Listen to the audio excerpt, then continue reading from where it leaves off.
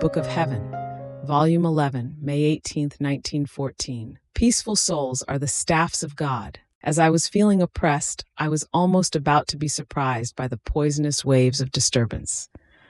My lovable Jesus, my faithful sentry, immediately ran to prevent disturbance from entering into me, and scolding me, told me, "Daughter, what are you doing?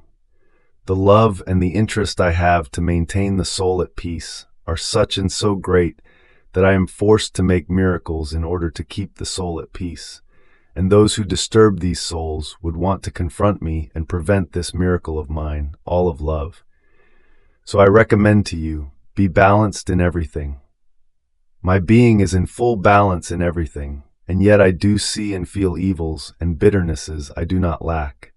Nevertheless, I never become unbalanced. My peace is perennial. My thoughts are peaceful. My words are honeyed with peace.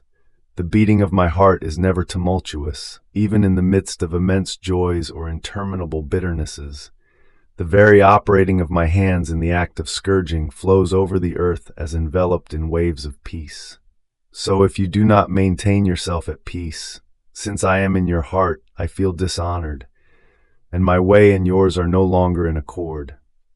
I would feel hindered in you from carrying out my ways in you, and therefore you would render me unhappy.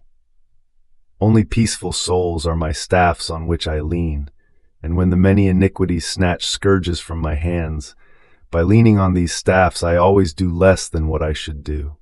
Ah, if, may it never be, I lacked these staffs, in lacking my supports I would send everything to ruin.